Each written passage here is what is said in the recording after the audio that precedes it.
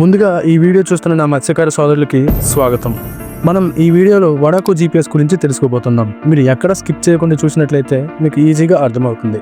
మనం ఈ వీడియోలోకి వెళ్లే ముందు నాది ఒక చిన్న విన్నపం. అది ఏమిటంటే మన ఛానల్లో టీవీ సెట్టింగ్స్ గురించి, అలాగే జీపీఎస్ ఫిషింగ్ సంబంధించిన యాప్స్ గురించి వీడియోస్ చేయబోతున్నాం.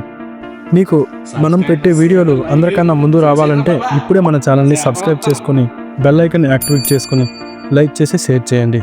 ఇక వీడియోలోకి వెళ్ళిపోతాం. మనకు ఈ వడాకు జీపీఎస్ ఎలాగ ఉపయోగపడుతుందో ముందుగా తెలుసుకుందాం.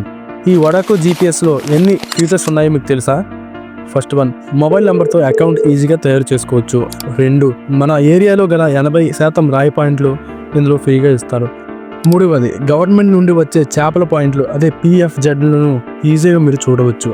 4, మీకు ఎటువంటి లిమిట్స్ లేకుండా వే పాయింట్స్, అలాగే ట్రాక్స్, రూట్స్ అన్లిమిటెడ్గా మీరు సేవ్ చేసుకోవచ్చు.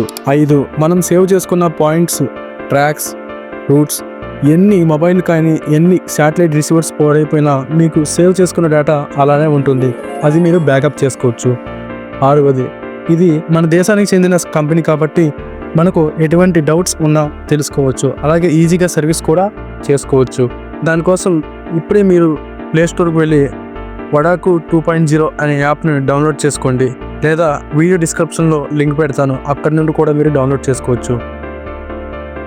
ఆ యాప్ని డౌన్లోడ్ చేసుకున్న తర్వాత దాంట్లో ఎలా అకౌంట్ చేయాలో దాని గురించి నేను ముందుగానే ఒక వీడియో చేసి మన ఛానల్లో అప్లోడ్ చేశాను. అది చూడాలంటే పైన ఐ కార్డ్స్లో కానీ లేదా కింద డిస్క్రిప్షన్లో కానీ ఇస్తాను, మీరు అక్కడి నుండి కూడా చూడవచ్చు. అయితే మనకు ఈ వడాకు జీపీఎస్ వర్క్ అవ్వాలంటే మనకు 2 రకాలుగా ఉంటుంది. ఫస్ట్ వన్, మనం ఈ వడాకు జీపీఎస్ వర్క్ చేయాలంటే మన దగ్గర ఈ వడాకు శాటిలైట్ రిసీవర్స్ ఉండాలి, లేకుండా కూడా ఉపయోగించవచ్చు. అది పార్ట్ 2లో చెప్తాను. వీటిలో 2 రకాలు ఉన్నాయి. అవి మోడల్ 1, రెండోది మోడల్ 2. మీకు మోడల్ 1 శాటిలైట్ రిసీవర్లో 10 నుండి 12 గంటల బ్యాటరీ బ్యాకప్ ఉంటుంది. అంటే దీన్ని ఒకసారి ఛార్జ్ చేసి 10 నుండి 12 గంటలు ఉపయోగించుకోవచ్చు. ఇప్పుడు మోడల్ 2, దీంట్లో బ్యాటరీ బ్యాకప్ మీకు దాదాపు 14 నుండి 18 గంటల వరకు ఉంటుంది. దీన్ని ఒకసారి ఛార్జ్ చేసి ఈజీగా మీరు చాలా టైం ఉపయోగించుకోవచ్చు. బ్యాటరీలో ఈజీగా ఉపయోగపడుతుంది. అసలు ఈ శాటిలైట్ రిసీవర్స్ ఎలా పనిచేస్తాయో చూద్దాం రండి.